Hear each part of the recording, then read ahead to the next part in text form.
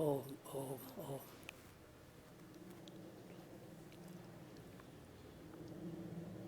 ओम सहना भवतु सहनौ भुनक्तु सह वीर्यं करवावहै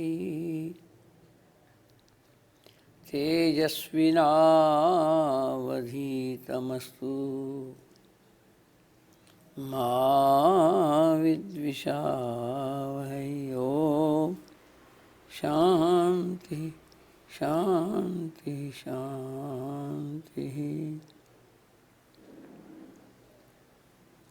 प्रसन्नतां यान गताभिषेकतस्तथा न मम्लेवनवास दुःखतः मुखाम्बुजश्रीरघुनन्दनस्य मे सुधासुसामञ्जलमङ्गलप्रदा। आपदामपहर्तारं दातारं सर्वसम्पदां लोकाभिरामं श्रीरामं भूयो भूयो नमाम्यहम्।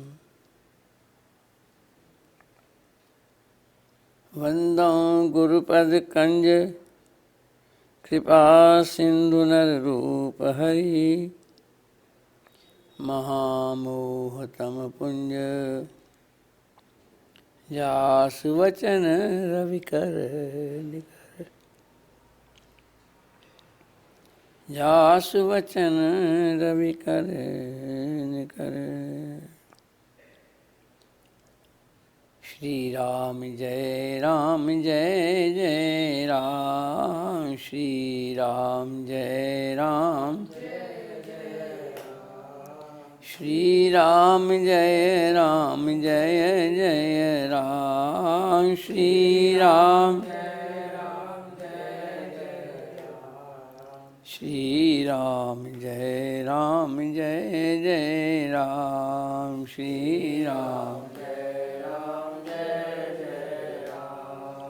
धर्म की अधर्म का प्राणियों में विश्व का गौ माता की गंगा माता की भारत माता की श्री सद्गुरुदेव भगवान की जुगल जोड़ी सरकार सब संतन हरिभक्तन की हर हर महादेव।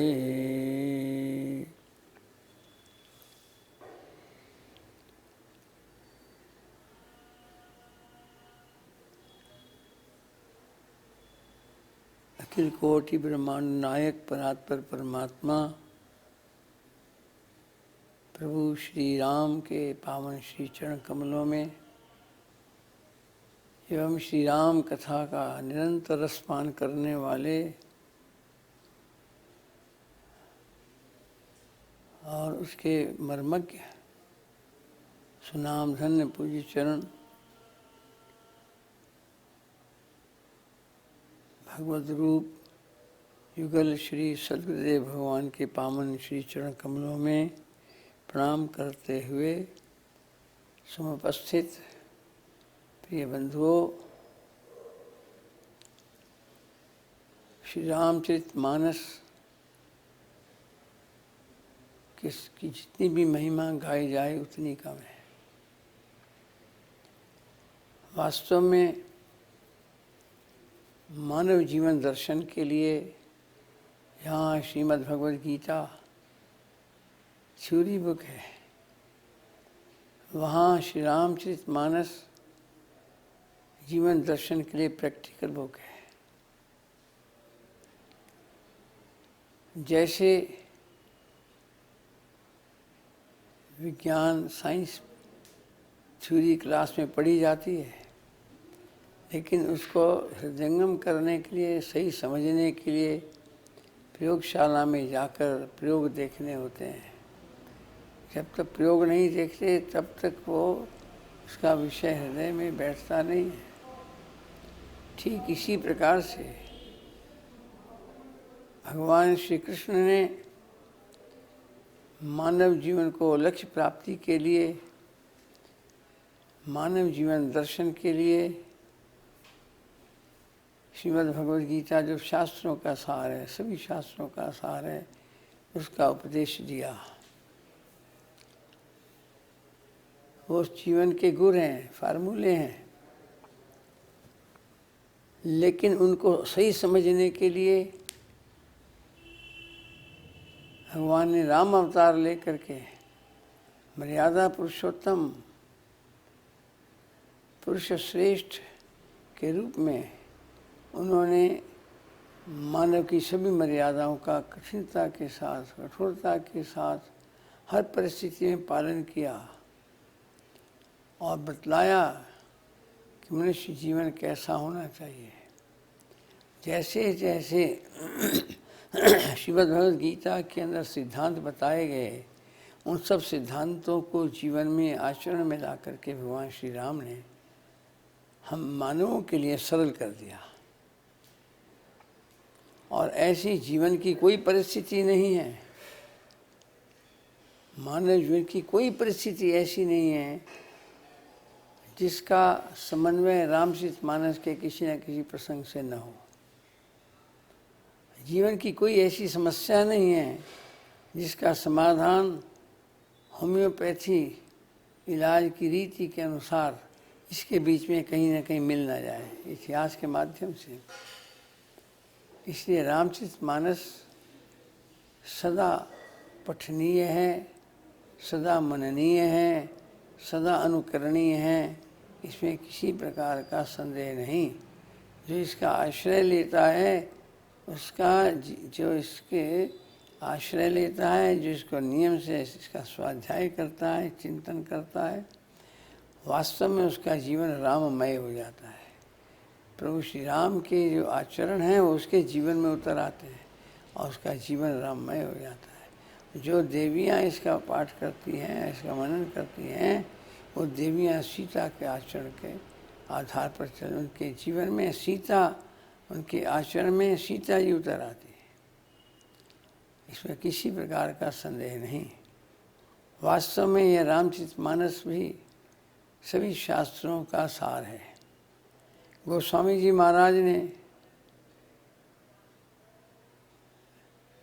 मंगलाचरण करने के बाद इसी के अंतर्गत ही रामचरितमानस का दिग्दर्शन कराया कि नाना पुराण निगमागम सम्मतम यत्।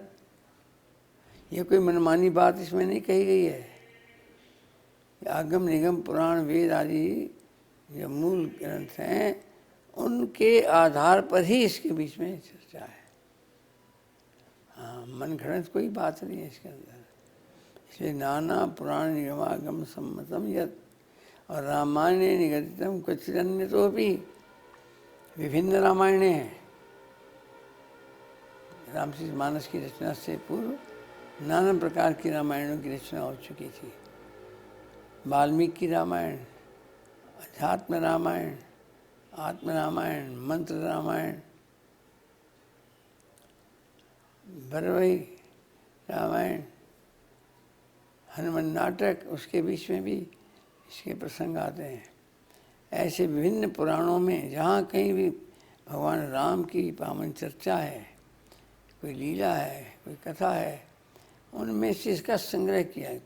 कोई भी बात इन ग्रंथों से बाहर मनमानी नहीं कही गई है। जो इनमें सम्मत है, उनके द्वारा प्रमाणित हैं, ऐसी इसके बीच में चर्चा है। और रामायण निगदितम और क्वचिदन्य तो जहाँ कहीं भी प्रभु की ऐसी पावन चर्चा पहले आई है, उन जगह जगह से उनका संग्रह करते हुए संक्षेप में कहीं से कुछ लेकर के इस रामचरितमानस के अंदर उसको गुम्फित किया गया है। ये वो रामचरितमानस है। और इसकी सबसे बड़ी विशेषता है स्वांत सुखाय तुलसी रघुनाथ गाथा भाषा निबंध मतिमतनोति। कहते इसे रचना की जरूरत की, जब इतनी रामायण लिखी क्या है, क्या जरूरत थी और लिखने की। कहा नहीं, स्वांत सुखाय गोस्वामी जी महाराज कहते हैं कि यह अपने आनंद लेने के लिए, अपने अंतःकरण में इसका रसास्वादन करने के लिए हमने इसकी रचना की है। अच्छा, अपने लिए जो चीज़ बनती है, बोलो अगर वही अतिथि होती जाए तो कितनी अच्छी लगेगी, उनकी तो फॉर्मेलिटी वाली होती है। लेकिन नहीं, अपने लिए जो होती है वो सार में ही होती है। अपने लिए जो भोजन बनता है उसमें देसी घी डालते हैं लोग, बढ़िया घी डालेंगे, बढ़िया चीज़ें डालेंगे। ये अपने लिए बनाई है गोस्वामी जी महाराज ने, अपने आंतरिक सुख के लिए बनाई है। और अगर दूसरों के भी काम आ जाती है तो हानि क्या है, अच्छी बात है। इस नहीं तो लिखने की ज़रूरत नहीं थी, प्रसारित करने की ज़रूरत नहीं थी। उन्होंने लिखी, बाद में इसका प्रचार इसलिए किया गया कि इसके द्वारा और लोग भी आनंद ले लें। और भी इसकी विशेषता है, स्वांत सुखाय। सुख मुख्य रूप से दो श्रेणी में बांटे जाते हैं, एक सांसारिक सुख और एक आध्यात्मिक सुख, आत्मिक सुख।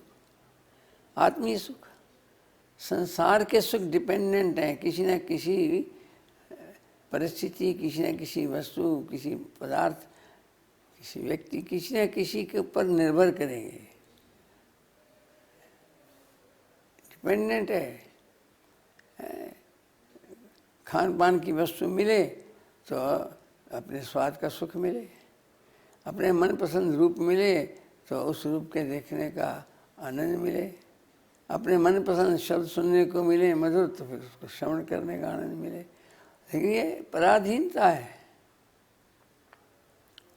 फिर एक बात है, पहले तो विषय उपलब्ध है नहीं है, हो गए इंद्रियां, इंद्रियों के माध्यम से इनका भोग हो रहा है। इंद्रिय स्वस्थ है नहीं है, काम कर रही है नहीं कर रही है, उसी हिसाब से सुख मिलेगा। इसलिए इस संसार के सुख ऐसे हैं। और फिर संसार के सुख जो हैं वो सदा रहते नहीं हैं,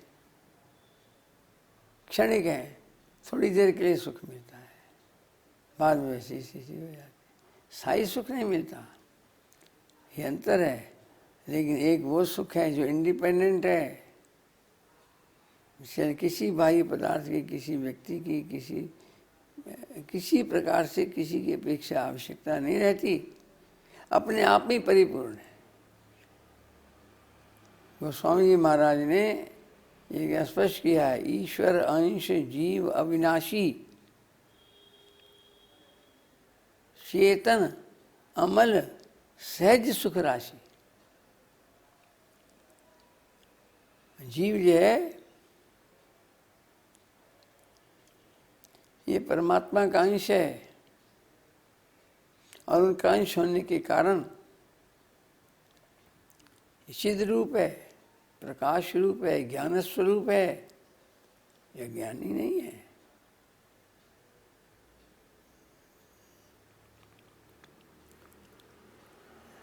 आत्मा निर्विकार है, जीव आत्मा निर्विकार है, जीवात्मा लिपायमान नहीं होगी। चेतन अमल सहज सुख राशि,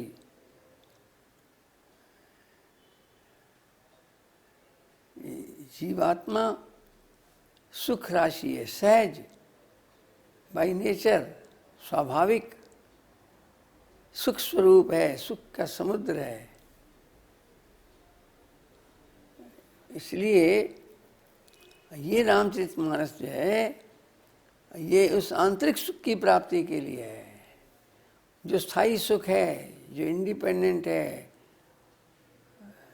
जिसके लिए किसी पदार्थ की आवश्यकता नहीं, जिसके लिए किसी व्यक्ति की आवश्यकता नहीं, इन सब से अलग हट करके अपने आप में उस सुख की अनुभूति होती है।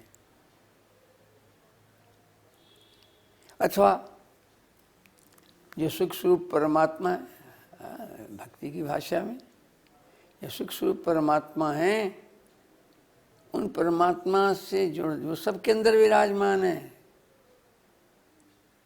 ईश्वरः सर्वभूतानां हृदयेषु तिष्ठति।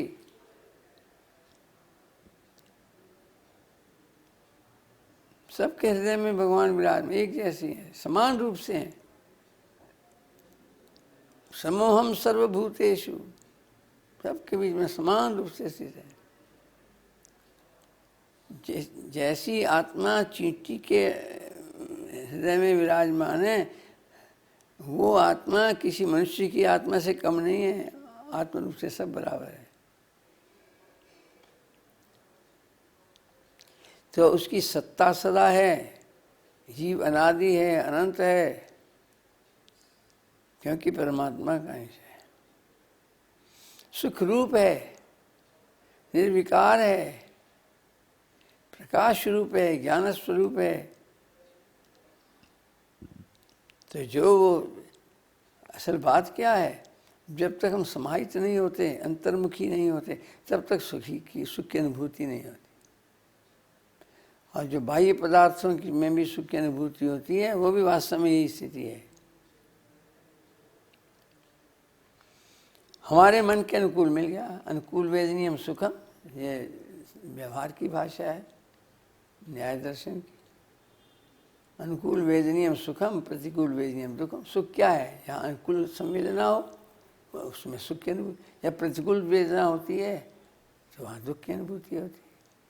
जब संवेदन प्रतिकूल होता है तो वहाँ दुख लगता है, और जहाँ अनुकूल होता है संवेदन, वहाँ सुख महसूस होता है। तो अनुकूलता प्रतिकूलता तो बदलती रहती है, कभी कुछ अनुकूल है, कभी कुछ अनुकूल है, कभी कुछ अनुकूल है। तो क्या सुख भी ऐसी बदल होता? नहीं।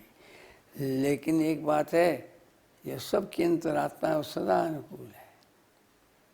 परमात्मा भी सदा सबके अनुकूल है, वो कभी किसी के साथ द्वेष आदि नहीं करते।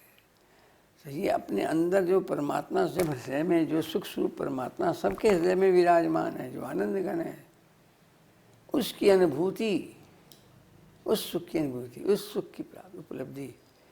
हम बहिर्मुख रहते हैं इसलिए उसकी अनुभूति नहीं होती, जब अंतर्मुख होते हैं तो उसकी अनुभूति होती है।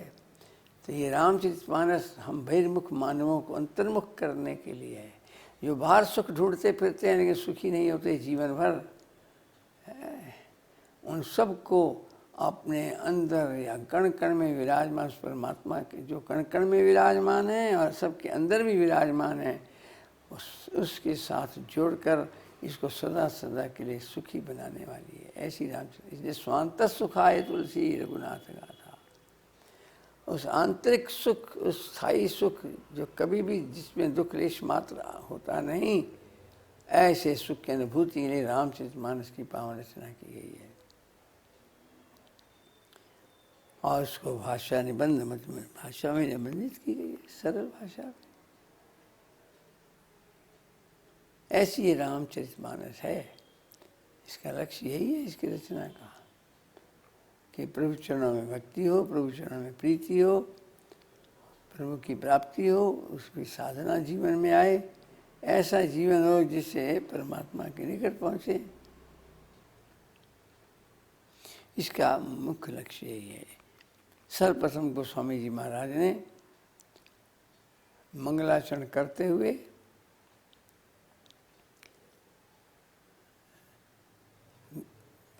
भवानी शंकर वंदे, उससे पूर्व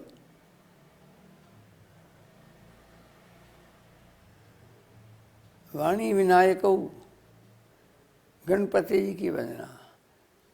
मंगलाचरण की आवश्यकता क्यों है? कोई भी कार्य किया जाता है तो उसमें संभावित विघ्न होते हैं, विघ्नों के आने की संभावना रहती है।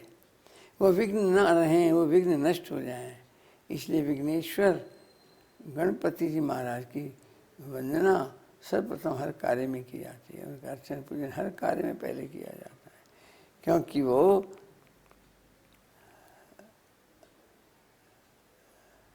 आने वाली बाधाओं के निवारक हैं।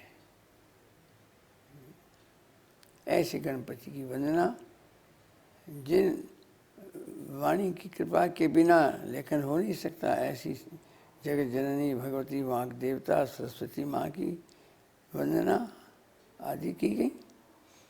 भवानी शंकर की वंदना की गई। सब की वंदना रामचरितमानस में की गई है। ये वंदना करते हुए उसी में ये स्पष्ट कर दिया है। और फिर उसी वंदना के बीच में एक श्लोक ऐसा भी है, मंगल जो है, यदि मंगल भी हो, भगवान को नमस्कार भी हो, और साथ में जो इसके बीच में वस्तु निर्देशात्मक मंगल भी एक प्रकार, 3 प्रकार के मंगल माने गए हैं। उनमें एक है वस्तु निर्देशात्मक, नमस्कारात्मक, आशीर्वादात्मक और वस्तु निर्देशात्मक। नमस्कारात्मक में नमस्कार की जाती है, प्रणाम आदि किया जाता है, और आशीर्वादात्मक में आशीर्वाद मांगा जाता है, अपनी कामनाएं प्रस्तुत की जाती है। और वस्तु निर्देशात्मक में मंगलाचरण करते हुए भी जिस विषय को कहना है, जिसके बारे में कहना है, उसका निर्देश हो जाता है, उसे कहते हैं वस्तु निर्देशात्मक मंगल। गोस्वामी जी महाराज ने इसमें यह मंगल भी किया है। और यह मंगल करते हुए जिन श्री राम की पावन चर्चा इस रामचरितमानस के बीच में आनी है, शास्त्र के प्रसंगों को भगवान के जीवन लीला, जीवन के पावन चरित्र के साथ जोड़कर शास्त्र के सिद्धांतों को प्रस्तुत किया गया है, उसका आधार बनाया गया है। इसलिए वो प्रभु श्री राम, उनकी चर्चा, वो प्रतिपादित श्री राम, वो क्या हैं, कौन हैं, यद्यपि उनको पूर्ण रूप से समझा नहीं जा सकता। हरि अनंत हरि कथा, फिर भी उन्होंने प्रभु श्री राम के वास्तविक स्वरूप का यहाँ पर दर्शन किया है प्रणाम करते हुए। यन माया वशवर्ति विश्वमखिलम ब्रह्मादिदेवासुरा यत्सत्त्वादमृषैव भाति सकलं रज्जौ यथा हेर्भ्रमः यत्पादप्लवमेकमेव हि भवाम्बोधे स्थितिर्षावताम् वन्देऽहं तमशेषकारणपरं रामाख्यमीशं हरिं, रामाख्यमीशं हरिं। बतलाया जिन प्रभु, ये राम कोई सामान्य नहीं है। यन माया वशवर्ति विश्वमखिलम ब्रह्मादि देवासुरा, जिस प्रभु की माया के अधीन सारा ये जगत है, विश्वमखिलम उसके अधीन चलता है, और जिसकी माया के अधीन ब्रह्मादि देवासुरा, वो भी इसका पार नहीं पा सकते और इसके अधीन चलते हैं। माया की क्या विशेषता है? माया परमात्मा के अधीन चलती है और संसार को अपने अधीन चलाती है। ये माया, जीव ब्रह्म और परमात्मा का यही भेद है। करते हैं माया ईश्वर के अधीन है और जीव माया के अधीन चलता है, और माया से हटकर मायापति के अधीन होना, ये भक्ति की दिशा में आगे बढ़ना है। माया को पार नहीं पाया जा सकता। श्रीमद् भगवद गीता में बड़ा स्पष्ट कह दिया, दैवी ईशा गुणमयी मम माया दुरत्या माम एव ये प्रपद्यन्ते माया में ताम तरन्ति ते। इस गुणात्मिका माया है, इसको पार पाना कठिन है, लेकिन फिर भी पार पाया जा सकता है। एकमात्र तरीका है कि प्रभु की ही शरण में जाएं, उस एक की शरण में जो सबके अंदर।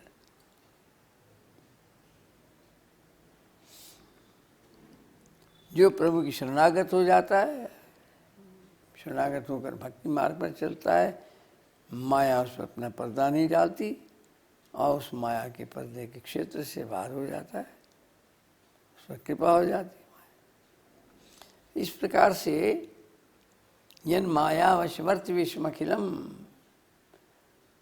जिसकी माया का ब्रह्मा भी पार नहीं पा सके। एक बार शंकर जी भी मोहित हो गए थे। सभी देवता भगवान की माया से मोहित हो जाते हैं। समय इंद्र देवता मोहित हो गए, आदि आदि। मनुष्यों की जो बात ही क्या है। ऐसे माया के जो पति हैं, जो स्वामी हैं, जिनकी वो ये माया है, और यत पाद प्लवे में ही भवन न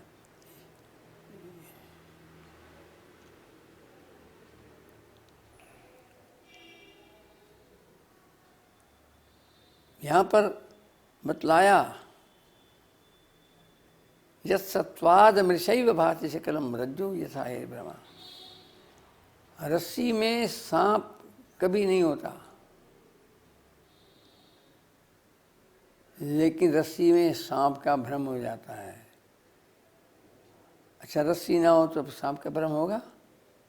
नहीं होगा। रस्सी होने पर ही रस्सी में सांप दिखेगा। और जब रस्सी में सांप दिखता है वो सच्चा लगता है, झूठा लगता है? इसमें तो सच्चा लगता है, डर जाते हैं भाग खड़े होते हैं, सांप सांप सांप। रस्सी के बिना जैसे वो दिखने वाला सांप सच्चा दिखता नहीं है, सच्चा सच्चा लगता है, होता नहीं है लेकिन सच्चा लगता है, ऐसे जिसके बिना ये झूठा जगत असत्य है। ब्रह्म सत्यम जगन मिथ्या, सारा जगत मिथ्या है, सत्य नहीं है। लेकिन बोलो सच्चा लगता है कि नहीं लगता? जैसे वो सर्व सच्चा लगता है ऐसे ये जगत भी सच्चा लगता है।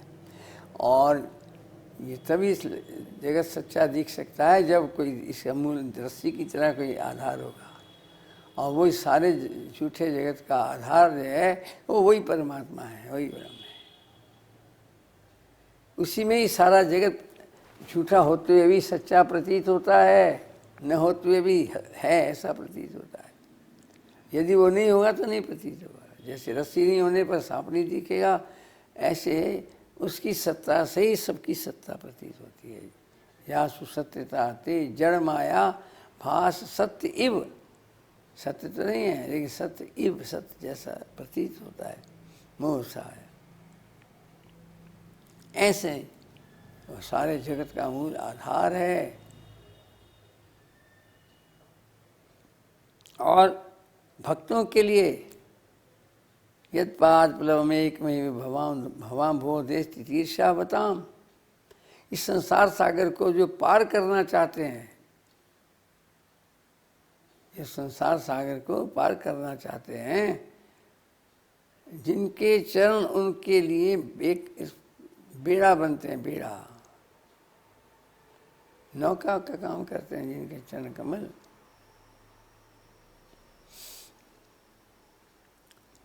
स्मरण आ रहा है श्री जगद्गुरु शंकराचार्य की प्रश्नोत्तरी का सबसे पहला श्लोक, जिसमें प्रश्न किया शिष्य ने गुरुदेव से, महाराज अपार संसार समुद्र मध्य सम्मज्जतो में शरणम किमस्ति।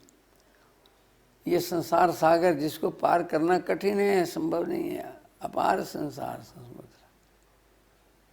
ऐसा समुद्र है, उसके बीचों भी मध्य संसार समुद्र में ही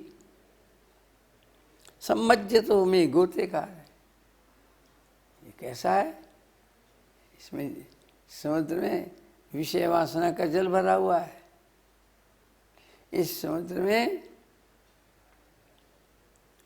राग द्वेष लोभ मोह अहंकार आदि ये सब जलीय बड़े बड़े जंतु हैं जो हमको खा जाने को तैयार है। महाराज इससे पार नहीं कर पा रहे हैं, क्या करें? कोई कृपा करो। गुरु कृपालो कृपया वदयित, कृपा करके बतलाओ कि किसकी शरण जाऊं, क्या करूं इससे बचने के लिए। तो जब श्रद्धापूर्वक गुरु चरणों में समर्पित होकर ऐसा प्रश्न किया तो चौथाई श्लोक में इसका उत्तर मिला। विश्वेश पादाम्बुज दीर्घ नौका, जो सारे संसार का मालिक है उसके चरण कमल की नौका का आश्रय लो, अपने आप संसार सागर से पार कर। तो भक्तजन इस संसार सागर को पार करने के लिए जिनके चरण कमलों का बेड़ा बनाकर उसका आश्रय लेते हैं, ऐसे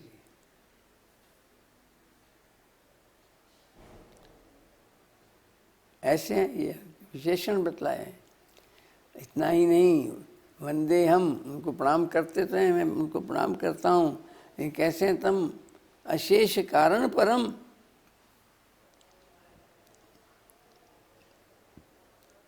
जो सबके कारण हैं और जिनका कोई कारण नहीं है। देखो ये रुमाल है, किससे बना, किससे पैदा हुआ? सूत से ना। सूत कहाँ से पैदा हुआ? रुई से। रुई कहाँ से पैदा हुई? धरती से। धरती कहाँ से पैदा हुई? पृथ्वी।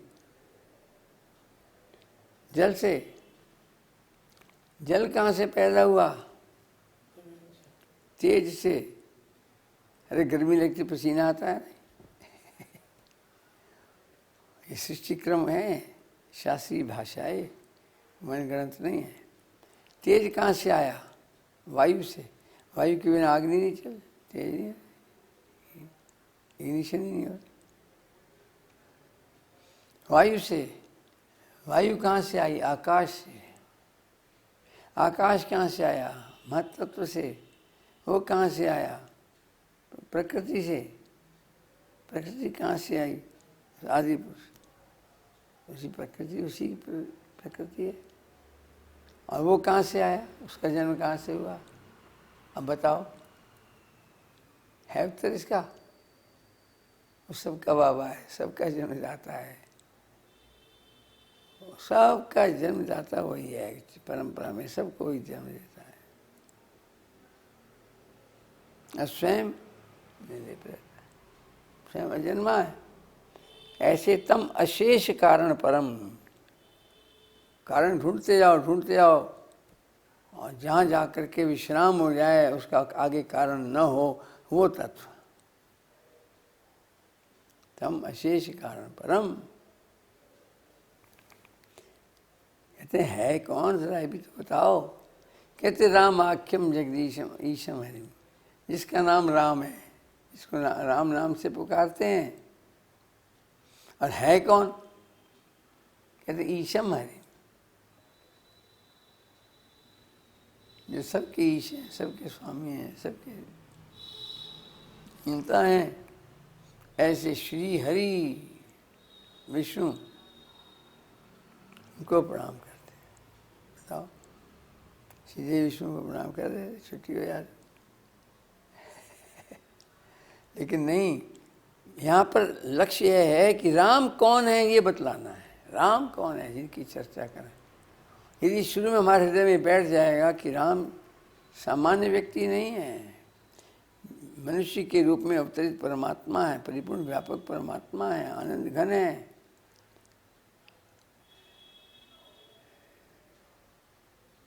सबके स्वामी हैं, सबके जीवन दाता हैं, सबका पालन पोषण करने वाले हैं, सबका ध्यान रखने वाले, ये हृदय में बैठ जाएगा तो भगवान की कथा निश्चित रूप से श्रद्धापूर्वक श्रवण करने को मिलेगी। महसूस करेंगे हम कि सामान्य व्यक्ति की कथा नहीं सुन रहे, हम तो प्रभु श्री राम की कथा।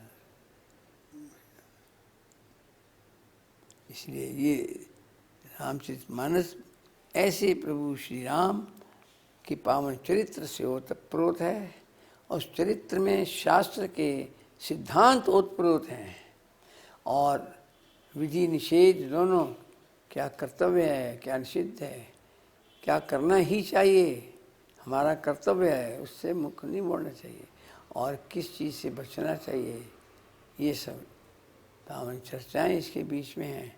और उस लक्ष्य को पाने के तरीके क्या हैं, वो इसमें कर करके दिखलाए गए हैं।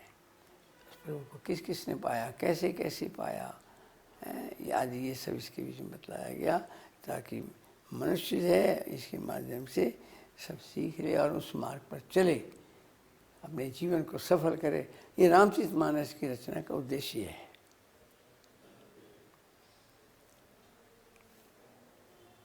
अब मंगलाचरण करते समय गुरु चरणों का भी मंगल है। वंदों गुरु पर, सब वंदन करते करते वंदों गुरुपद कंज कृपा सिंधु नर रूप हरि। ये भी हरि ही हैं, भगवान से, भगवान में, गुरु में भेद नहीं है। कबीरा ते नर अंध हैं जो गुरु को कहते, और हरि रूठे गुरु ठौर हैं, गुरु उठे नहीं ठौर। गुरु गोविंद दो खड़े काके लागों पाए, बलिहारी गुरु आपने जिस गोविंद जी को मिला है। गुरु ब्रह्मा गुरु विष्णु गुरुदेवो महेश्वरा, गुरु साक्षात परम ब्रह्म तस्मै श्री गुरुवे। वो परमात्मा से अभिन्न है, इसलिए वंदो गुरुपद कंज, गुरुचरण कमलों में प्रणाम करता हूँ। कृपा सिंधु, जो कृपा के सागर हैं, इतने दयालु हैं, इतने दयालु हैं कि परमात्मा हमारे कर्म का दंड देता है और हमें उससे मुक्ति दिला देते हैं। इतने दयालु हैं, वो बचा लेते हैं। भगवान रूठे हो तो उनको मनवा देते हैं। हरि रूठे गुरु ठौर हैं, आशा दे देते हैं, प्रभु को मनाने का रास्ता बता देते हैं।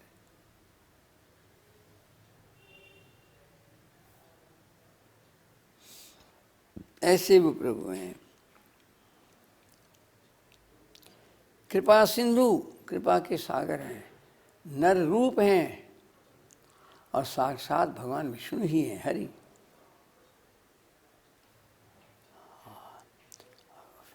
महामोहतम पुंज जासु वचन रवि करने का।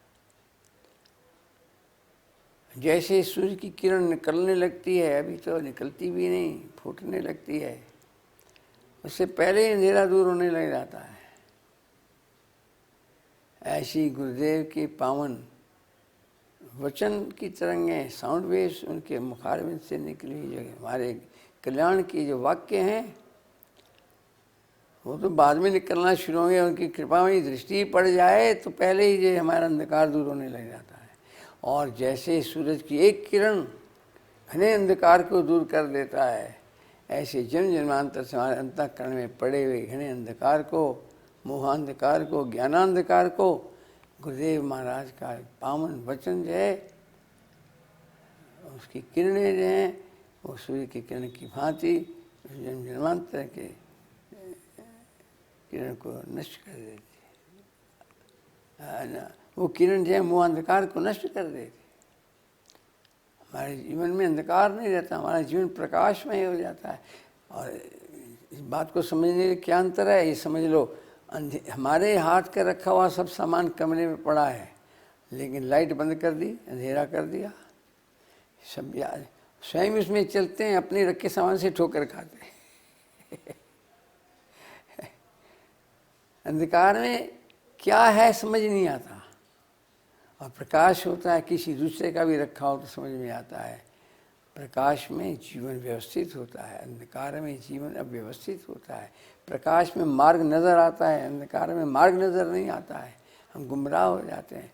इसलिए गुरुदेव भगवान के जो पावन वचनों की किरणें हैं वो हमारे जीवन के अंधकार को दूर करके तमसो महा ज्योतिर्गमय हमारे जीवन में प्रकाश प्रदान कर देते हैं। जीवन प्रकाशमय हो जाता है, जिसके बीच में हम सन्मार्ग की ओर सहज रूप से चलते हैं, असन्मार्ग से बचने की पहचान हो जाती है।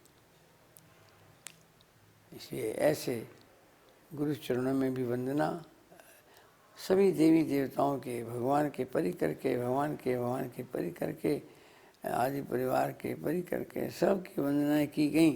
गोस्वामी जी ने सबकी वंदना की है।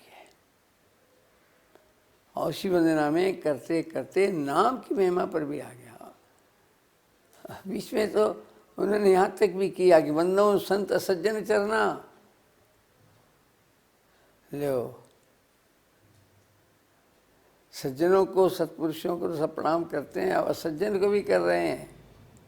क्या आदर्श है, और हमारे लिए बड़ी व्यावहारिक शिक्षा है इसमें। अरे भाई, दोनों को नमस्कार है, दोनों से ही लाभ है, हमें आवश्यकता है, करना चाहिए, जीवन में उपयोगी है। क्यों?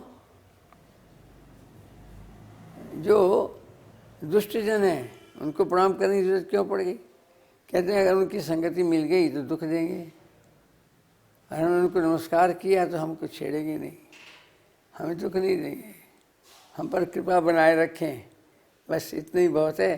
हमारे जीवन में कोई अप्रिय घटना न करें, इसलिए दुष्टों को भी प्रणाम है।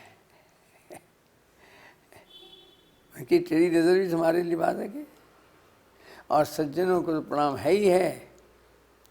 उनका आशीर्वाद मिले, उनकी कृपा मिले, उनकी संगति मिले, उनके द्वारा मार्ग प्रदर्शन मिले, उन्हीं के संगति में तुम्हारा जीवन बनने वाला है। जैसा करे संग वैसा लगे रंग, पूज्य सदगुरुदेव महाराज कहा करते थे। जैसा करे संग वैसा लगे रंग। अच्छी संगत करें तो जीवन अच्छा बनता है, अच्छी रंगत होती है जीवन की। अब बुरी संगत करते हैं तो बुरी रंगत होती है। यहाँ पर एक दृष्टांत है। एक ब्रह्मचारी गुरुकुल से भिक्षा करने के लिए निकला। भिक्षा लेने के लिए भिक्षा मांग करके लाई जाती थी गुरुकुलों में, प्राचीन पद्धति है। सब मिला दी जाती थी और सब उसमें गुरुदेव महाराज भी भोग लगा लेते थे, आगे अतिथि भी आते थे, सब ब्रह्मचारी लोग छात्र भी मिल करके सब मिला दे। भिक्षा मांगने गया हुआ था, भिक्षा लेकर आ रहा था। गर्मी थी बहुत, धूप का टाइम था, तो थोड़ा एक पेड़ के नीचे बैठ गया, थोड़ा सा छाया ले लूँ, थोड़ा गर्मी निकल जाए, फिर आगे बढ़ता हूँ। जैसे ही बैठा, ऊपर से एक पेड़ से आवाज आई, मारो, लूटो, पकड़ो, भाग न जाए, छोड़ना नहीं। ऐसी आवाजें आने लगी। तोता बोल रहा था ऊपर। उसने सोचा हो ना हो, ये इशारा हो रहा है, पढ़ाया हुआ तोता है, चोर डाकू पास में रहते हैं, छुपे हुए हैं। एकदम उठा के दुम दबा के भागा। भागते भागते भागते अगले गांव के पहले हिस्से में, बाहर आउटर पर, अब थक चुका था, वहां फिर एक पेड़ के नीचे बैठ गया। अब तो और ज्यादा थका था। वहां भी ऊपर एक तोता बैठा है। वो क्या बोल रहा है, आओ जी, बैठो जी, जल पियो जी, भोजन करो जी, आराम करो जी। वो ऐसी मीठी भाषा बोल रहा है।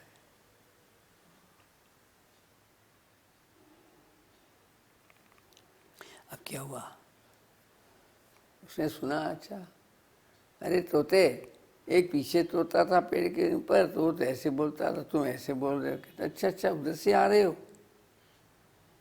अरे वो तो मेरा सगा भाई है।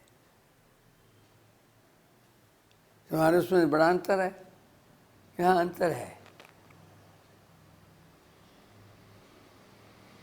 उन्होंने आत्मगाथा में सुनाया, माता पेका पिता पेको मम तस्य पक्षिणः।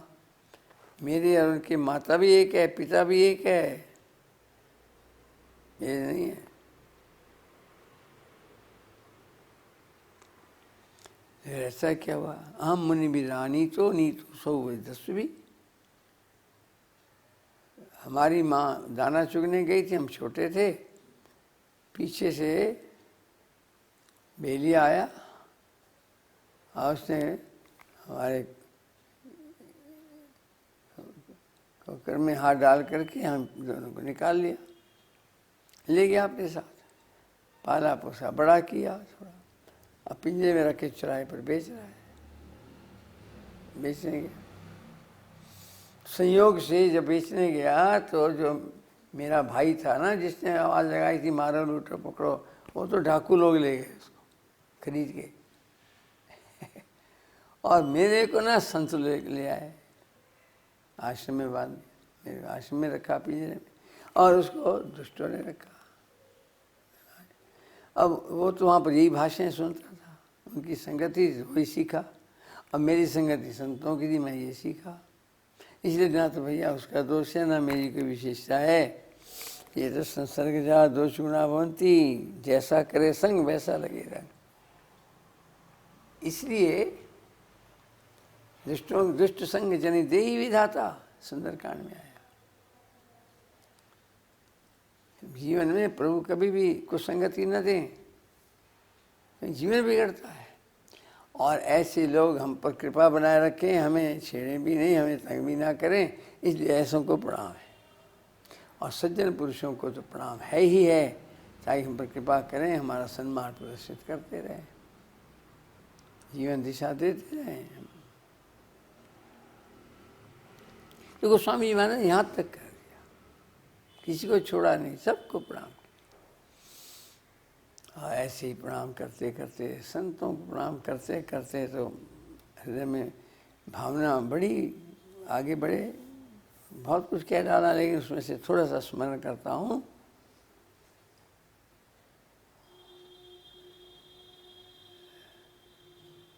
मुद मंगलमय संत समाजू, जो जग जंगम तीरथ राजू।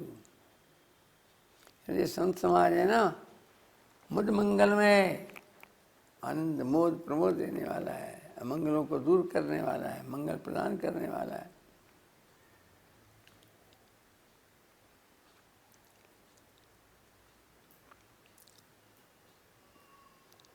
और ये कैसा है? ये तीर्थ है, तीर्थ नहीं, तीर्थराज है यहाँ पे।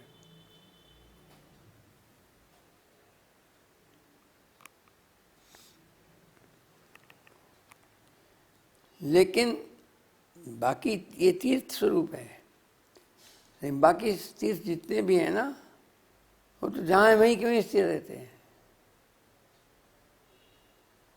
वो स्थिर तीर्थ है। और ये चलते फिरते तीर्थ है, चलते फिरते तीर्थ है। भगवत कृपा होती है, चलते फिरते तीर्थ हमारे घर में दर्शन हो जाते हैं, कृपा होती है मार्ग में मिल जाए। कहते हैं ये तीर्थराज प्रयाग की तरह है, सब तीर्थों के राजा है प्रयागराज, सुनी होगी कथा।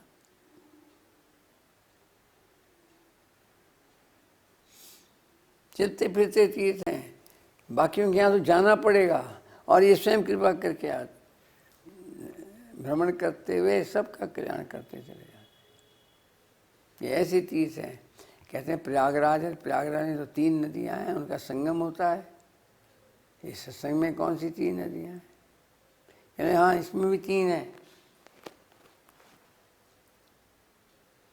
राम भक्ति जय सुरसरी धारा, ये गंगा है।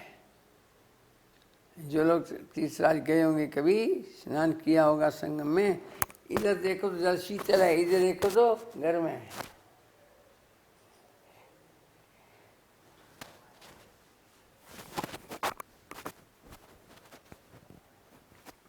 इधर देखें तो जल शीतल है, एक तरफ हाथ लगाते हैं जी शीतल जल होता है गंगा जी का, दूसरी तरफ तपा हुआ जल होता है, मतलब बहुत तो नहीं, तले गर्म होता है। जो शीतल जल है वो गंगा जी का है। आप कितना भी दुखी हो, ताप संताप में हो, आप भगवान का नाम जपना शुरू कर दो, भगवान की गाथा पढ़नी शुरू कर दो, आपका ताप दूर हो तो मैं जिम्मेवार। ठंडक आ जाएगी। ये गंगा जी का गोता है, ये गंगा जी है। संतों के साथ ये भक्ति की धारा भी होती है उनके जीवन में। ये तीनों संगम है, प्रयागराज ऐसे नहीं है चलते फिरते, भक्ति का प्रसंग, भक्ति की धाराएं वहाँ होती हैं मिली हुई। और इसी प्रकार से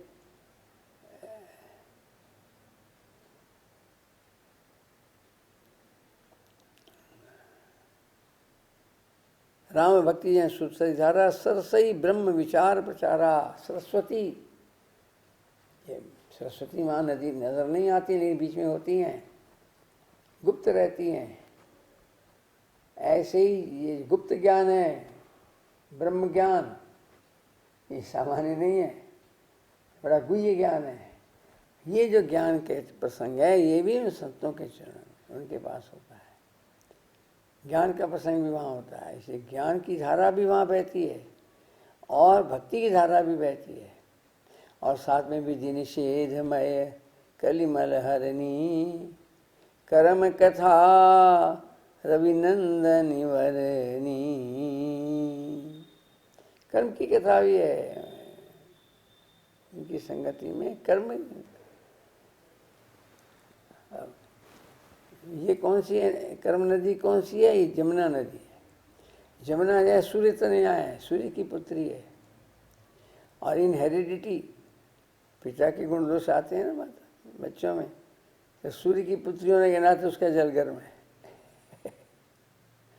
और जो विधि निषेधात्मक क्षेत्र है वो भी उसमें बड़ा अजीब सा ताप सा लगता है, क्या करूं क्या ना करूं। एक ने कुछ किया, ऐसा क्यों किया, ऐसा नहीं ऐसे करना था, ऐसे करना, आपस में ताप संताप है। विधि निषेध में कलिमल हरनी, लेकिन है ताप से। ये तीनों यहाँ है। और सत्संग का फल क्या है? तत्काल सत्संगति फेंकिए, सत्संगति फल फेंकिए तत्काला, तत्काल नकद फल मिलता है। अरे भाई सत्संग में बैठे हो, किन्हीं संतों के चरणों बैठे हो, कोई गलत बात करोगे, कोई गाली गलौज करोगे, ऊंचा नीचा बोलोगे, कोई क्रिया नहीं होगी, कोई चेष्टा नहीं होगी। वहाँ बैठ के विचार भी अच्छे आएंगे, कर्म भी अच्छा होगा। तो सीधी सी बात है, तत्काल बोलो हम इन चीज़ों से बच गए कि नहीं बच गए? कहा कोई पिक बकू मराला,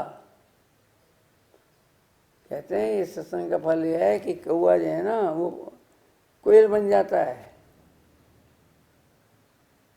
सत्संग के फल में, सत्संग का फल क्या होता है? सही ढंग से श्रद्धापूर्वक सत्संग किया हो तो उसका जीवन जो है कोयल का बन जाता है।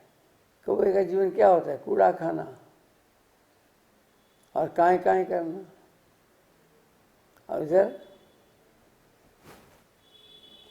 यार क्या है, इधर कोयल की ऐसी मधुर आवाज़ होती है, उसकी आवाज़ को सुन करके अच्छे से दुखी लोग भी शांत हो जाते हैं, उनका दुख दूर हो जाता है। इसलिए सत्संग का फल ये है कि जो हमारी भाषा में फर्क पड़ जाता है, हमारा जीवन बदल जाता है सत्संग। पिक तो ये हो गया, काक हो पिक, और पिक बक मकऊ, बकऊ मराला, काक होई पिक बकऊ मराला। बगला जो है वो हंस बन जाता है। बगला क्या खाता है बोलो? रामायण में बगले का सीन है वर्षा ऋतु में, भगवान वनवास में वर्षा ऋतु आई, वहाँ पर वर्णन किया है। बगला बैठा है सरोवर किनारे, ऐसे सीधा बैठा है एक टांग पर, समाधि लगी हुई है, एकाग्रचित है। राम ने कहा रे लखनलाल ये आओ, देखो ये समाधि लगाने का तरीका है। इंद्रियों का संयम, कर्मेंद्रियों का, ज्ञानेंद्रियों का, मन का, बुद्धि का, सबको संयमित और सीधे बैठे, दिशाओं को मत देखो, आँख बंद कर लो, बस उसी आनंद। बकऊ मराला, बगला जो है वो ऐसे बैठता है, लेकिन एकाग्रचित्त तो होता है। देखता है कि साधु बैठा है, तो जो जल के अंदर जीव जंतु होते हैं ना, वो सोचते हैं अरे महात्मा बैठे, चलो उनका दर्शन कराएं। और पास में आते हैं और बस वो इसी ताक में, उसका ध्यान तो उसमें एक में ही लगा ना, एक में योगा चित्त वृत्ति निरोध, चित्त की जो बिखरी वृत्तियाँ हैं उनको निरोध कर लो।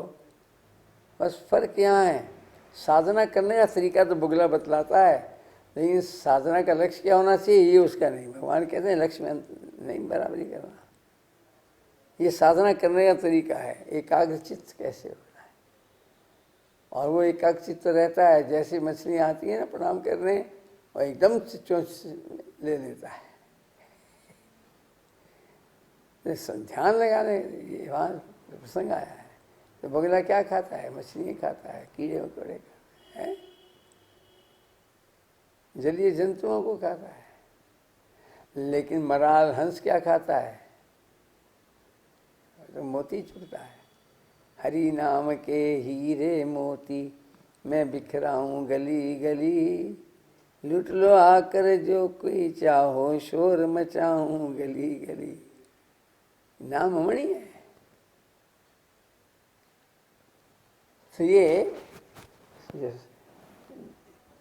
जो बगला है ना, ये झूठ पटांग भक्षण है जिसका, वो उसको छोड़ देता है और कौन बन जाता है? मराल बन जाता है, हंस बन जाता है। कागा से वही हंसा की नवाता है ना, संतन के संग लाग रे तेरी अच्छी बनेगी। संतन कागा से मोहे हंसा की, तो वैसे हंस बना देते हैं सत्संगति का फल। तो हंस क्या है? अब कूड़ा नहीं चुगता। वो जो है हंस जो है, उधर कोयल और कौवा दोनों काले एक जैसे हैं, लेकिन कौवे का काम कूड़ा खाना है, काएं काएं करना है, कान खाना है, और उसका काम जो है कानों को संतोष देना है। मधुर भाषा है। तो ऐसी वाणी बोलिए मन का आपा खोए और उनको शीतल करे, आपो शीतल है। ऐसी मधुर वाणी बोली। और इधर जो है मनुष्य मिला है भाग्य से, और हमने विषय भोगों में सारा जीवन बिता दिया, व्यर्थ खो दिया। हमने नाम रस का पान नहीं किया, नाम अमृत पान नहीं किया, नाम धन इकट्ठा नहीं किया, नाम मोती नहीं चुगे, हमारा जीवन व्यर्थ हो गया। किए जा राम का सिमरन अगर मुक्ति को पाना है। इसी की कड़ी है, इसी का सिमरन अगर मुक्ति को पाना है। अरे बाबा ये वो घर है जो एक दिन छोड़ जाना है। अरे बाबा ये वो घर है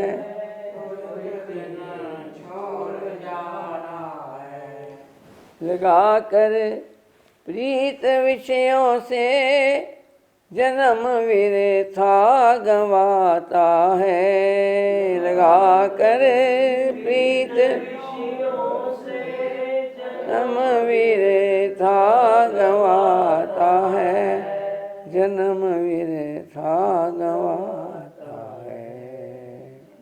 मिला अनमोल यह हीरा, फिर अवसर नहीं मिलने का, मोती चुग लो।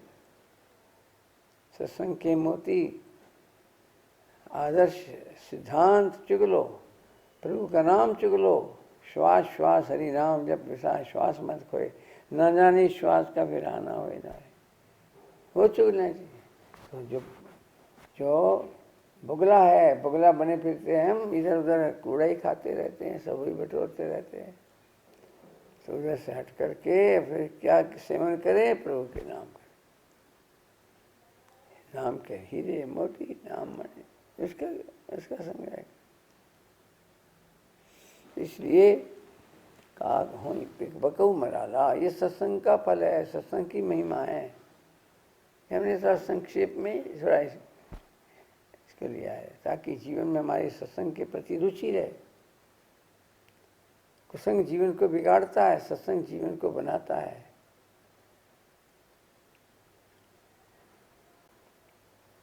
लोहे की संगति में एक लकड़ी लग जाए, टुकड़ा, लकड़ी तैरती है, डूबती है।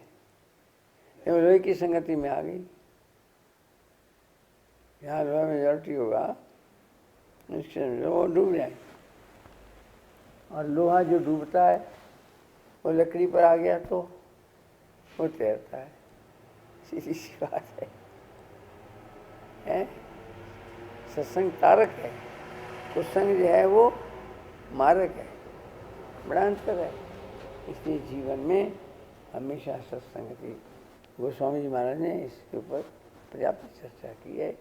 सत्संग की महिमा गाई, नाम की महिमा, नाम की महिमा उससे गाई नहीं जा सकती, अनंत महिमा है।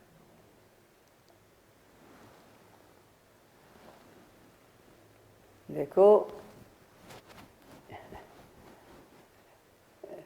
भारतवर्ष में कौन सा सिक्का चलता है बोलो? और अमेरिका में और भारत इंग्लैंड में पाउंड, इंग्लैंड में। अच्छा, भारत में पाउंड चलेगा, इंग्लैंड में भारतीय रुपया चलेगा। अपने अपने मुद्रा चलेगी। अच्छा, सभी देशों में क्या चलेगा? सोना चलेगा, वो भी यहाँ तक चल जाएगा, कोई बात नहीं। ये सब यहीं तक सीमित है। अंतरलोक की मुद्रा, एक लोक से दूसरे लोक में जाओ, अब वहाँ कौन सी मुद्रा चलेगी? नाम की मुद्रा चलेगी, नाम की मुद्रा।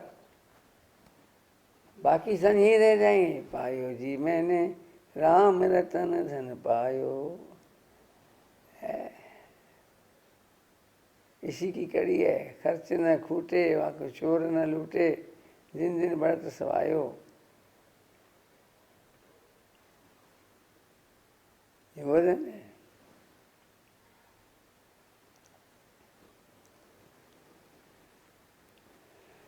और जन्म जन्म की पूंजी पाई, जन्म जन्मांतर की है। ये कैसा है? जन्म जन्मांतर जैसे सोना लेके किसी देश में जाओ चलेगा, ऐसे ही एटीएम लेके जाओ कहीं भी चले जाओ चलेगा। ऐसे नाम का धन जो है, किसी भी लोक में जाओगे, किसी भी ये साथ चलेगा। जन्म जन्म की पूंजी पाई, जग में सभी गंवाई। बाकी जगत की पुण्यत सब यहीं कहीं रह जाए, कोई साथ नहीं जाए। ये वो नाम धन है, ये वो नाम की बड़ी महिमा है। भाई को भाई अनख आलसू, नाम जपत मंगल की सीता। अरे नाम जबान पर आना चाहिए। अच्छा, अगर कोई चिंगारी अनजाने में आ जाए तो क्या रुई की ढेर को जलाएगी कि नहीं? फेंकी नहीं है, अनजाने में आ गई। हाथ हमें नहीं पता थे गर्म है, पर तवा गर्म है, हमने हाथ लगाया, तवा गर्म था, बोलो जलाएगा कि नहीं? याद करेगा।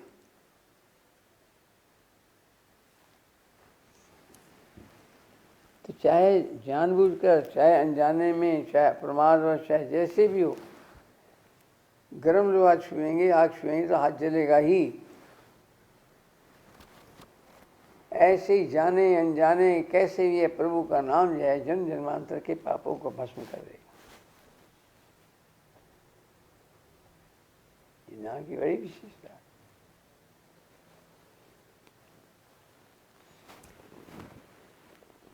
नाम की महिमा। भाई को भाई अनखार। अरे उल्टा जपो सीधा जपो, जितना तो सीधा ही चाहिए। अरे उल्टा भी जप लो तो भी बेकार नहीं जाता। बीज फेंको धरती में, उल्टा गया सीधा गया, बोलो अंकुरित होगा कि नहीं? जाना चाहिए धरती। ऐसे प्रभु का नाम लेना चाहिए। गुस्से से लो तो भी, खुशी से लोगे तो भी। शिशुपाल गुस्से में दांत पीस पीस के नाम लेता था, 100 गालियाँ देगा नाम लेते रहते। तो बोलो उसका कल्याण हुआ कि नहीं हुआ? क्योंकि नाम जप रहा था। और जिसको गाली दे रहा था वो हृदय में था, गुस्से से सही, ईर्ष्या से सही, हृदय में था।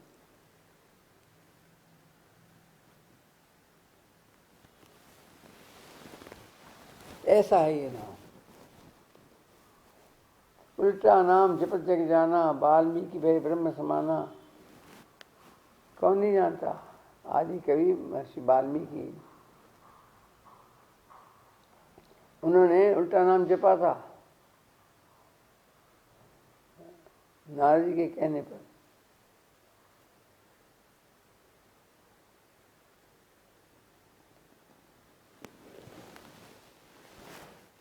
उल्टा जपने पर भी उनका ऐसे ऋषि बने त्रिकालज्ञ,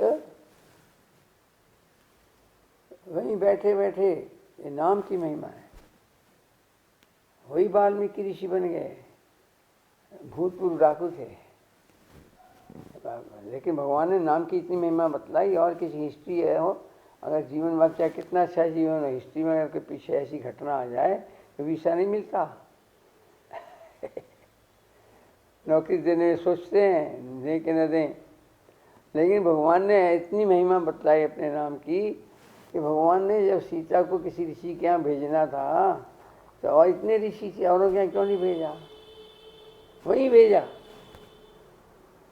नहीं, नाम से जीवन पलट चुका है, अब वो नहीं रहा। सच्चा साधु है, सच्चा संत है, सच्चा ऋषि है, और इतना तक है, सच्चा ऋषि है कि त्रिकालज्ञ है। वहीं बैठ बैठे रामायण लिख रहे हैं। जैसे अखबार वाले न्यूज़ मंगाते हैं, मीडिया वाले मंगाते हैं, ऐसे कोई न्यूज़ नहीं मंगाई उन्होंने। वहीं अपनी दिव्य दृष्टि से सब देखते रहे राम क्या कर रहे हैं इतनी दूरी पर। देशगत दूरी भी उनके लिए नहीं रही और कालगत दूरी भी नहीं रही। अब तक राम ने क्या किया वो लिखा, आगे क्या करें वो भी लिख दिया।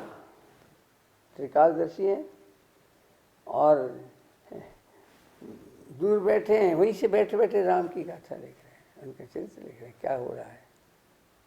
ऐसी दिव्य दृष्टि उनको प्राप्त हुई थी। किससे? केवल उल्टा नाम जपने, और कोई साधना नहीं की उन्होंने। और इतना भी नहीं, जो पहले दूसरों का कल्याण करते थे लूट मार से, अब वो कैसे कल्याण करते हैं बताओ? सारी प्रजा का कल्याण करते। सारी प्रजा को भ्रम था सीता के बारे में धोबी के कहने पर, और सारी दुनिया का भ्रम दूर किया। क्या युग की लड़ाई? भगवान की कथा तो सुनाई, ये नहीं बताया लव कुश को ये तुम्हारे पिता थे। कैसे युग की लड़ाई? और जहाँ तक ये कथा हुई थी वहाँ तक सुनाई, याद कराई, कहा बेटा इसको गाओ गली गली में, क्या गाओ, घबराना नहीं, बच्चे हो ना, घबराना नहीं, कहीं कोई कष्ट है मैं तुम्हारे साथ हूँ, बस मुझे याद करना, मैं तुम्हारी रक्षा। उन बच्चों ने लव कुश ने ऐसे ही किया और गाई भगवान की गाथाएं। और गाते गाते एक दिन वो गाथा जो है पहुँच गई राजमहल में, और राजमहल में पहुँचने के बाद जब ये गाथा गाई गई तो सबको सीता की याद आए। हो ना, कहानी तो सीता की लग रही है। ऐसे वहाँ पहुँचे और उसके बाद महर्षि वाल्मीकि बुलाए गए। उन्होंने बयान दिया, बुलाया सीता को था, अपराधी को बुलाया जाता है ना बरी करने के लिए, उसके बयान लिए जाएंगे। तो वाल्मीकि ऋषि आए पहले, कहते नहीं एक नारी को इस प्रकार से पब्लिकली बुला, पहले मेरी सुन लो फिर आवश्यकता। कहने लगे नहीं भाई क्या करें। राजा ने कहा प्रभु श्री राम ने कि मुझे तो भ्रम नहीं है, मुझे बयान की आवश्यकता नहीं, उन्हें था भी नहीं। प्रजा का आरोप है, ये प्रजा के सामने बयान देना पड़ेगा। फिर पेश किया गया सीता, और सबके दिमाग में बैठा हुआ सीता के संबंध में नेगेटिव सब दूर करके छोड़ा। ये प्लानिंग किसकी थी? उल्टा नाम जपने वाले Ratnakar is equal to Valmiki Rishi, ये उनकी प्लानिंग थी। इस प्रकार से सबके भ्रम को दूर किया और सबकी श्री राम के, श्री सीता जी के प्रति खोई हुई श्रद्धा भक्ति विश्वास फिर जगाया। ये अलग बात है, सीता पृथ्वी से प्रकट हुई थी, पृथ्वी में समा गई। समाज ने ऐसा कष्ट किया, मैं रहना नहीं चाहती, बहाना था। लीला संपन्न हुई और जब इधर श्री राम ने भी अपनी लीला संपन्न कर, इस प्रकार से ये अलग बात है। लेकिन नाम की महिमा, एक दुआ है बड़ा सुंदर राम नाम की महिमा में। हाँ, राम नाम नरकेसरी, राम नाम नरकेसरी कनक कशिप कलिकाल। ध्यान से सुनना, राम नाम नरकेसरी कनक कशिप कलिकाल, व्यापक जन प्रहलाद जिमी, पाली दर सुरसाल। कहते हैं ये प्रभु का नाम जो है ना, ये नृसिंह अवतार है, नृसिंह अवतार का काम करता है। नृसिंह अवतार कौन सा? हिरण्यकशिपु आ गया जिसके लिए नृसिंह अवतार की जरूरत पड़ गई। हाँ हिरण्यकशिपु है, कलयुग ही हिरण्यकशिपु है। हिरण्य मैंने सोना, कशिपु मैंने पकड़ने वाला, सोने की पकड़, कलयुग का वास है स्वर्ण में, है ना? कलयुग का वास स्वर्ण में है, इसलिए कलयुग के अंदर हाय पैसा, हाय पैसा। स्वर्ण उसका मूल आधार है। हाय सोना, हाय पैसा। देख ही रही दुनिया क्या हो रहा है। ये कलयुग का प्रभाव है। कलयुग ही हिरण्यकशिपु है। और इसके लिए, इसकी शक्ति को नष्ट करने के लिए, इसके द्वारा जो प्रभु नाम जपने में बाधा आती है उसको नष्ट करने के लिए जो है प्रभु का नाम ही हिरण्यकशिपु नृसिंह है। अर्थात ये प्रभु का नाम ही कलयुग के प्रभाव को शांत कर सकता है। तो कहते हैं कोई प्रहलाद भी होगा तब तो उसकी रक्षा करने के लिए तो आएंगे। कहते हैं हाँ, प्रहलाद कौन है? जो प्रभु का नाम जपता है वही प्रहलाद है। व्यापक जन प्रहलाद जिमी, जो प्रभु का नाम जपने वाले हैं प्रहलाद जैसे ही हैं। और हमारी दल संसार और अवगुण है जो कलयुग का प्रभाव है उसको मार करके कलयुग को, और अर्थात इस कलयुग के अंदर भी किसी को कलयुग के प्रभाव से बचना है तो नाम का आश्रय लो। नाम का आश्रय लो। चलते फिरते उठते बैठते नाम, ऐसी नाम की महिमा है। राम नाम की महिमा विष को अमृत बना देता है। जीवन में कितना भी विष में स्थिति हो, प्रभु का नाम लो, परिस्थिति बदल जाएगी, मन बदल जाएगा।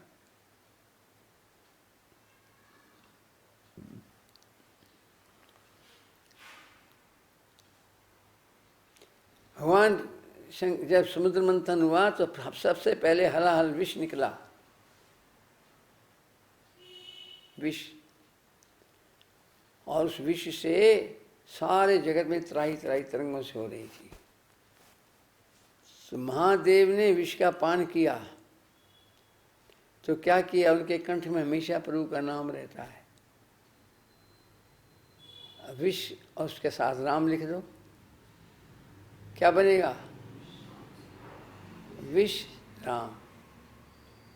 बस उस विष में प्रभु का नाम जोड़ा, कंठ नहीं रोक लिया, जहाँ नाम हमेशा रहता है। और कंठ भले नीला हो गया हो लेकिन विष शांत हो गया। ये विषय ही विष हैं। वैसे तो है ही, मतलब विष को, विष के विष पने को मार देता है प्रभु का नाम। कलयुग में भी ऐसे प्रमाण हैं, सच्ची घटनाएं हैं, प्राय आप सभी जानते हैं। मारवाड़ की मीरा सच्ची घटना है कि नहीं? मारवाड़ की मीरा प्रभु का नाम जपती है और राणा ने विष का प्याला दिया, प्रभु ने दिया। अच्छा, मेरे प्रभु ने दिया है, विष नहीं अमृत है। प्रभु का नाम जपने वाली मीरा विष पी गई, बोलो उसका बाल बांका हुआ। एक और देवी भी है, निर्मला नाम उनका, ब्रह्मचारिणी है। अब तो बड़ी, हमसे बड़ी थी वो, बहुत वर्ष हो गए देखने को नहीं मिली। खूब नाम जपती थी, इनके देखिए खूब नाम जपती थी। नौकरी करती थी, पढ़ी लिखी थी, बंबई में रहने वाली सिंधी बहन, गुरुदेव महाराज की शिष्या थी। एक दिन क्या हुआ, उसका स्वास्थ्य ठीक नहीं था, दवाई पीनी थी, शीशी पड़ी थी पास में उसकी, फ्लिट छिड़कते हैं ना मच्छरों को मारने वाली, वो शीशी पी गई दवाई के साथ। और जब शाम को छिड़कने के लोग शीशी ढूंढते हैं तो फ्लिट है ही नहीं, खाली पड़ी है शीशी। कहाँ गई, कहाँ गई, किसने निकाली, किसने? जब शोर मचा तो पता चला कि वो तो मैं पी गई। मैं तो दवाई समझी थी, मेरी दवाई वो पास पड़ी, मैंने दवाई समझी, मैंने तो पी ली, कड़ी तो नहीं। भागे गए अस्पताल, पुलिस अस्पताल में पुलिस को बुलाया गया कि ये आत्महत्या का मामला है। पुलिस भी आ गई, डॉक्टर भी देख रहा है और वो देख रहे हैं कि इसको कुछ हुआ ही नहीं है। वो चेक कर रहा है, कुछ दवाई की जरूरत नहीं पड़ रही है। पुलिस वाले भी, डॉक्टर भी प्रणाम करते हैं, लौट जाते हैं। धन्य है तुम, कोई औषधि नहीं ली, सच्ची घटना है। बस उसने नौकरी छोड़ दी, इसी बात पर नौकरी छोड़ दी और नाम ही जपने लगे, नाम ही जपने लगे। ना शादी की ना वृंदावन रही काफी साल। बाद में फिर बड़ी हो गई उम्र की, तो फिर वहाँ रही, थी तो स्वस्थ। हमें वर्षों हो गए मिले हुए, लेकिन सच्ची घटना है, मीरा की भी है और अब ये भी है। तो कहने का अभिप्राय है कि प्रभु नाम में ये वास्तव में क्षमता है कि विश्व के मारक शक्ति को नष्ट कर देता है। लेकिन नाम इसलिए कलयुग केवल नाम धारा सुमिर सुमिर, इतना सरल है। कलयुग में कोई यज्ञ कर सके न कर सके, तप कर सके न कर सके, अर्चा पूजा दान आदि कर सके न कर सके, हिंग लगे न फिटकरी रंग चोहा, केवल प्रभु का नाम संकीर्तन। इसमें भागवत में आया, करो दोष निजे राजन नस्ती एको मान गुणा। ये दोषों का समुद्र है कलयुग, बड़े दोष हैं, कलयुग का वर्णन आता है। लेकिन अस्थि एक महान गुण है इसमें, संकीर्तनादेव कृष्णस्य, संकीर्तनादेव कृष्णस्य मुक्त संगा परम व्रजेत। केवल प्रभु के नाम संकीर्तन मात्र से ही, एव ही लगा रखा, ओनली। कुछ मत करो, करो तो अच्छी बात है, हम निषेध नहीं है, लेकिन केवल प्रभु का नाम जपो। सुमिर सुमिर नर उतना ही पावा, ये नाम की महिमा है। कलयुग के अंदर, कलयुग की विशेषता है, इस नाम की इतनी महिमा है। इसका अर्थ नहीं आगे पीछे नहीं, पहले भी थी। पहले महिमा न होती तो सतयुग के अंदर प्रहलाद की रक्षा कैसे होती?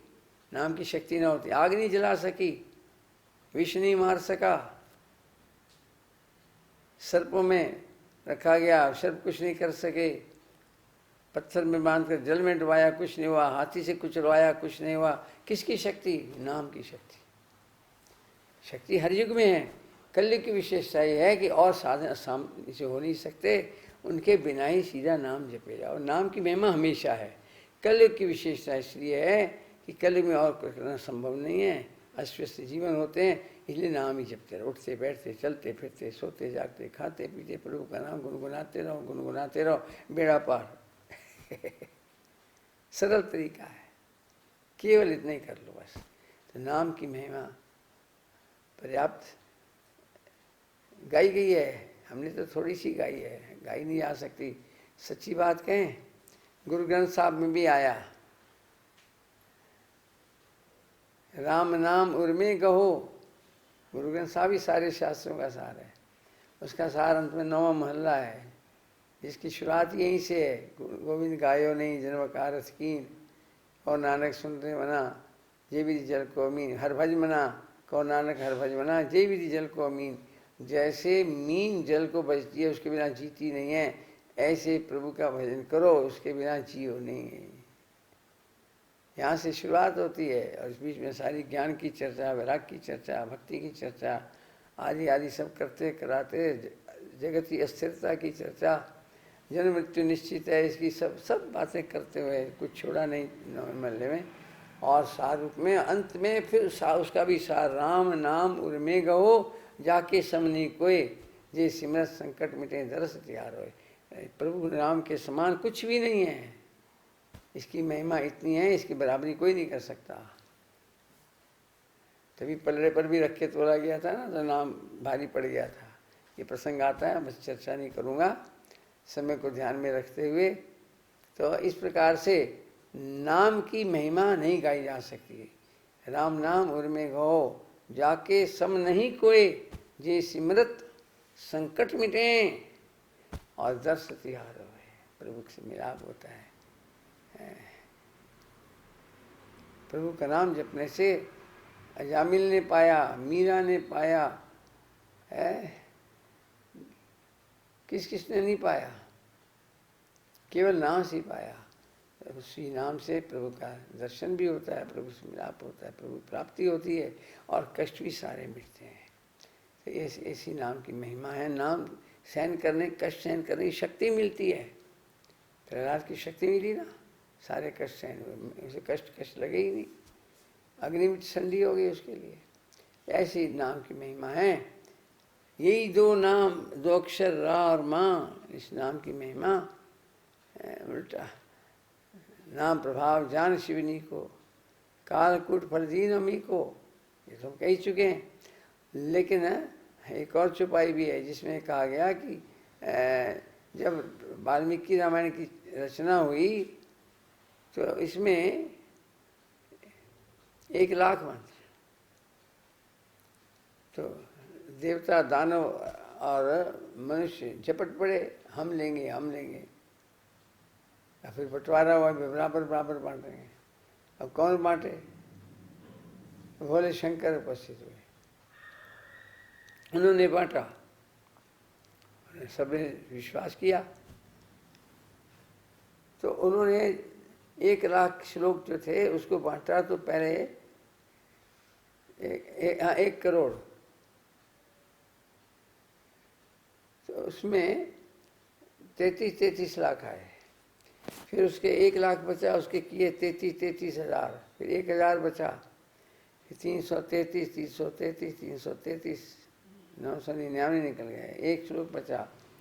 अनुष्टुप छंद में जो है 24 होते हैं ना, 832 अक्षर होते हैं, वो भी बांट दिए। 30 तो बट गए, अब 2 नहीं, 2 कैसे बांटे हैं? 2 अक्षर रह गए। तो शंकर भगवान ने कहा भाई देखो मैंने इतनी मेहनत की है, अब बच गए हैं, आप कहो तो मैं ले लूँ। सबने कहा हमारे, आप ले लो। और वही 2 अक्षर थे, रा और माँ। उन्होंने 2 अक्षर रा माँ जो है वो रोक लिए थे और उन्होंने स्वयं उसको ग्रहण किया और हमेशा उसको जपते रहते हैं। ये नाम की महिमा है। और काशी में कहते हैं, काशी में नाम मुक्ति, भोले बाबा की एक अपनी विशेषता है कि जो भी काशी में प्राण त्यागता है वो उसके कान में राम नाम तारक मंत्र जप देते हैं। ऐसे लोग गीता पढ़ते हैं ना, लोग मरते समय भगवान, जो इसीलिए कई लोग इसी विश्वास से काशी वास लेते हैं कि हमारा प्राण वहीं छूटे। तो भोले बाबा और कुछ नहीं करते, उनकी नगरी है, अपनी नगरी के अंदर जो भी प्राण त्यागता है उसके कान में राम फूंक देते हैं और वो उनका उद्धार हो जाता है। ऐसी मान्यता है। तो इसलिए प्रभु नाम की महिमा तो क्या बोलूँ मैं।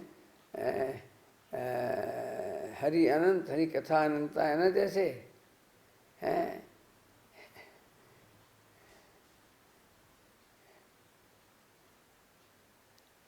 राम न सके नाम,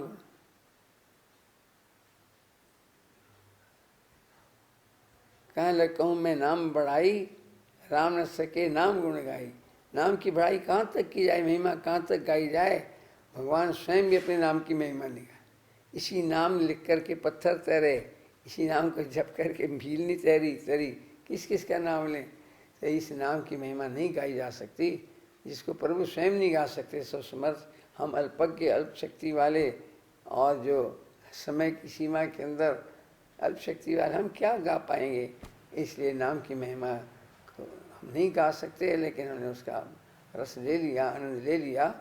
ऐसे नाम की महिमा जब गाने लगे, प्रणाम किया तो महिमा गाने लगे, तो गोस्वामी महाराज सबसे ज़्यादा नाम की महिमा गाते रहे। सबसे ज़्यादा, आप पटने पलट कर देख लेना, नाम की महिमा सबसे ज़्यादा था। ऐसे जिनका ही मंगलमय नाम है, ऐसे मंगलमय परमात्मा, उनके चरणों में प्रणाम करते हैं। अभी तो यही चल रहा है, आगे भगवान राम की पावनी उनके चरित्र के साथ जुड़ेंगे। आज यही विश्राम देते हैं। ये हमारे हृदय में आज के प्रसंगानुसार बस चलते फिरते उठते बैठते प्रभु का नाम लेते रहे। काम करते चलें, गुरुदेव महाराज के वाक्य होते थे अंत में, काम करते चलें, नाम जपते चलें, नाम धन का खजाना बढ़ाते चलें, न हर भूलें न जग छोड़ें, कर्म करें जिंदगानी में, दुनिया में यूँ रहें जैसे कमल रहता है पानी में, जैसे कमल रहता है पानी में। इन्हीं शब्दों के साथ, इसी मंगल कामना के साथ भगवद रूप श्री गुरु चरण कमलों में प्रणाम कर अपनी वाणी को विराम देते हैं। सर्वे भवन्तु सुखिनः, सर्वे सन्तु निरामयाः, सर्वे भद्राणि पश्यन्तु मा कश्चित् दुःखभाग् भवेत्। ओम शांति शांति शांति।